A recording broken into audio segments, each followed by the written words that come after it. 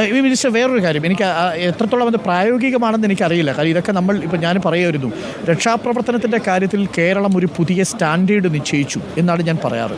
ഒരുപാട് വിമർശനങ്ങളൊക്കെ ഉണ്ട്. അതിൽ എനിക്ക് തന്നെ നേരിട്ട് അനുഭവപ്പെട്ടൊരു വിമർശനം, ഇന്നലെ മിനിസ്റ്റർ മുഹമ്മദ് റിയാസ്, ഞാൻ അങ്ങനെയാണ് വിളിച്ചത്, പിന്നെ മിനിസ്റ്റർ മുഹമ്മദ് റിയാസ് ഇടപെട്ടത് പരിഹരിച്ചു വളരെ പെട്ടെന്ന്. അത് പിന്നെ മറ്റ് ചർച്ചകളിലേക്കൊക്കെ പോയി. ആ ചർച്ചകളുടെ സമയമല്ല ഇതെന്ന് എനിക്കറിയാം. ഈ ഭക്ഷണ വിതരണവുമായിട്ട് ബന്ധപ്പെട്ടൊരു കാര്യം വളരെ പെട്ടെന്ന് അതിനകത്തൊരു തീരുമാനം എടുത്തപ്പോൾ അതിനകത്തൊരു വിഡ്രോവൽ സിംറ്റം ഉണ്ടായി. കാര്യം ഈ സന്നദ്ധ പ്രവർത്തകർ വളരെ പെട്ടെന്ന് ഇതിൽ പിന്മാറുന്നു, ഒരു വലിയ അനാവശ്യമായ ചർച്ചയിലേക്ക് പോയി. ആകെ ഞാൻ ഇന്നലെ അവിടെ വന്നപ്പോൾ കേട്ട ഒരു പ്രധാനപ്പെട്ട വിഷയം അതായിരുന്നു. നേരിട്ട് ഞാൻ കാണുകയും ചെയ്തു. കാരണം മുണ്ടകയിൽ പ്രഭാത ഭക്ഷണം എത്തുന്നതിൽ വൈകലും അവർ കാത്തിരുന്നു. ചിലവർക്ക് കിട്ടിയില്ല. ഉദ്യോഗസ്ഥരടക്കം എന്നോട് പറഞ്ഞു, ആർമിക്കാരടക്കം പറഞ്ഞു, അവർ നമുക്ക് ബൈറ്റ് എടുക്കാൻ പറ്റില്ലെങ്കിൽ പോലും അതവിടെ സംഭവിച്ചു. പക്ഷേ ഇപ്പോൾ എല്ലാം ട്രാക്കിലായി. അത് വളരെ പ്രധാനപ്പെട്ട കാര്യമാണ്. മിനിസ്റ്റർ തന്നെ നേരിട്ട് അതിന് നേതൃത്വം കൊടുക്കുന്നു എന്നുള്ളതും വളരെ പ്രധാനപ്പെട്ട കാര്യം. അപ്പോൾ ഞാൻ പറഞ്ഞു വന്നത്, ഒരു പ്രേക്ഷകൻ എന്നെ വിളിച്ചിട്ട് പറഞ്ഞത്, ഇവരിൽ പലരുടെ കയ്യിലും ATM-ഓ പേഴ്സോ ഒന്നുമില്ല ഇവരുടെ കയ്യിൽ.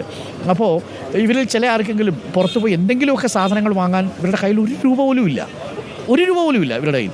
അപ്പോൾ ഇവർ ഇരിക്കുമ്പോൾ അപ്പം ഈ സർക്കാരിൽ നിന്ന് അങ്ങനെ എന്തെങ്കിലും ഒരു അടിയന്തരമായിട്ട് നഷ്ടപരിഹാരമൊക്കെ വലിയ തുക നമുക്ക് കൊടുക്കാം. ടോക്കണായിട്ടൊരു 1000-2000 രൂപ വീതം ഈ സെറ്റിൽ കഴിയുന്നവർക്ക് എത്തിക്കാനൊരു സംവിധാനം ഉണ്ടാക്കാൻ ആലോചിക്കാൻ പറ്റുമോ എന്ന് ചോദിച്ചിരുന്നു. മിനിസ്റ്റർ, അത് ആലോചിക്കാൻ പറ്റുന്നതാണെങ്കിൽ ഒന്ന് ആലോചിക്കുമല്ലോ അല്ലേ? അതിന് പരിമിതി ഉണ്ടെന്ന് എനിക്കറിയാമെങ്കിൽ പോലും. ഉറപ്പായി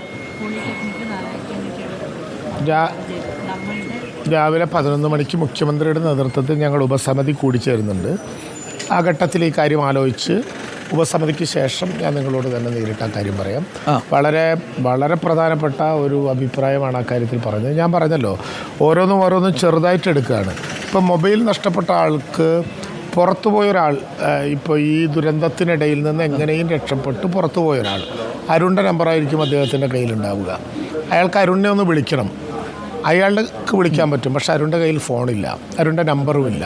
അപ്പോൾ ആ നമ്പറും ഫോണും റീകളക്ട് ചെയ്യുക എന്ന് പറയുന്ന ആശയം ചോദിച്ചതുപോലെ തന്നെ അരുൺ ഇപ്പോൾ പറഞ്ഞ ഒരു പോക്കറ്റ് മണി വളരെ പ്രധാനപ്പെട്ട ഒരു നിർദ്ദേശമാണ്. അക്കാര്യം വളരെ പോസിറ്റീവായി തന്നെ ആലോചിക്കും. പക്ഷെ അതിലൊരു തീരുമാനം എനിക്ക് ഒറ്റയ്ക്ക് പറയാനാകില്ല.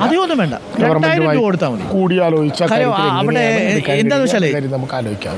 എനിക്കറിയാം മിനിസ്റ്റർ, ഞാനവിടെ പോയി സംസാരിച്ചപ്പോഴേ അവിടെ അധ്വാനിച്ചൊക്കെ ജീവിച്ച മനുഷ്യരുണ്ടല്ലോ, ആ വീടിന് ഗൃഹനാഥനായിരുന്നു. അപ്പം അവരുടെ കയ്യിൽ ഒന്നുമില്ല.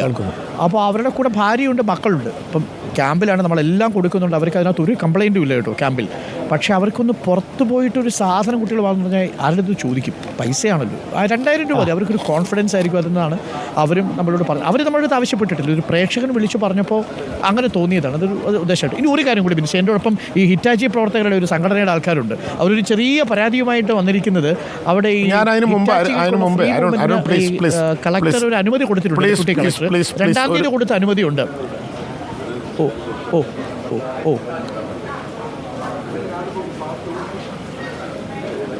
ഞാൻ ആദ്യം പറഞ്ഞ കാര്യത്തിലൊരു കാര്യം പറഞ്ഞോട്ടെ. ആളുകൾ പുറത്തു പോയിട്ടൊന്നും പേടിക്കണ്ട.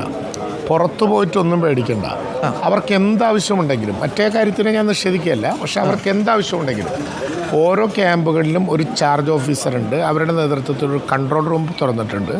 അവിടെ പറയുകയാണെങ്കിൽ അവർക്ക് എന്താവശ്യമാണ്, എന്തു സാധനമാണ് വേണ്ടതെങ്കിലും അത് എത്തിച്ചു കൊടുക്കാനുള്ള സൗകര്യം ഇപ്പം നമ്മുടെ കയ്യിലുണ്ട്. ആ വിധത്തിൽ തന്നെ പ്ലാൻ ചെയ്തിട്ടുണ്ട്. മറ്റേ കാര്യം ഞങ്ങൾ ആലോചിക്കാം. ഇക്കാര്യത്തിൽ എന്താണ് അവരുടെ ആവശ്യമെങ്കിലും പുറത്തു പോകേണ്ട കാര്യമില്ല. ക്യാമ്പിൽ പറഞ്ഞാൽ അവിടെ തന്നെ എത്താവുന്ന സ്ഥിതിവിശേഷം ഉണ്ടാകും. മറ്റേതാരും പറഞ്ഞോളൂ, ഞാൻ കേൾക്കാം.